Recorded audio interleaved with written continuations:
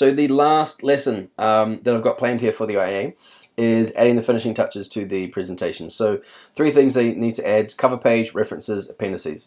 I added a contents page to the example that I wrote, but I don't think you need to have a contents page.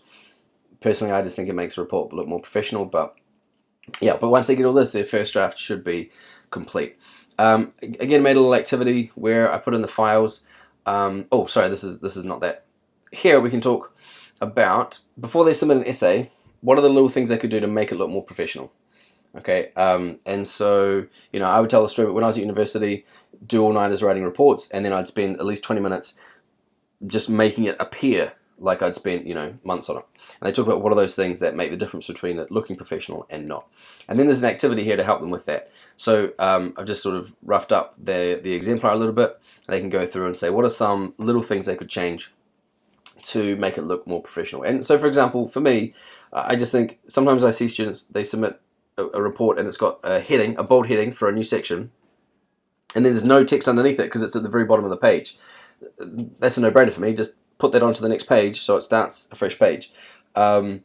Just little things like that I just think help, yeah, make it look like the students actually cared in how they present their final report. I've seen, you know, different style fonts, different color fonts, and so I've thrown that in there as well. So hopefully they can spot that. Appendices, what to include. This is probably the most commonly incomplete part of the report, and it's a really easy way for, you know, moderators to see that if the student's really taken the care to finish the report or not. So they should definitely have these 4 things, and then whatever their experiment is, they'll have some materials that are unique to them. Yeah, they should label and reference in the body. So yeah, you can see that done in the example. Just a note on referencing, there's a link here to how to use APA properly. Footnotes are discouraged.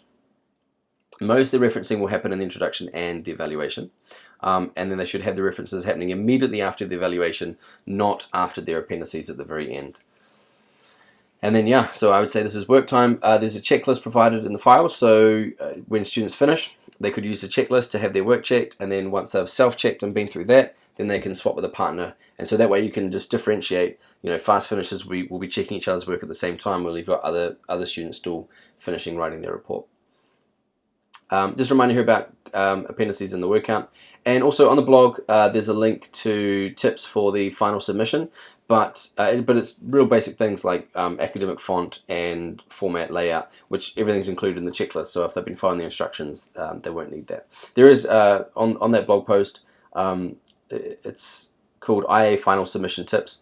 There are some tips there for you as a teacher about writing annotations. I'll make another video actually where I explain that using the example. I'll make that now. Anyway, reflect. So by now we've done the IA, they've written up the report. Here's, this is, yeah, we can just have a traffic light check-in to see how they're doing. But they should be done. So I hope this unit was helpful. I hope the resources were helpful. And I hope your students do great on the IA. Cheers.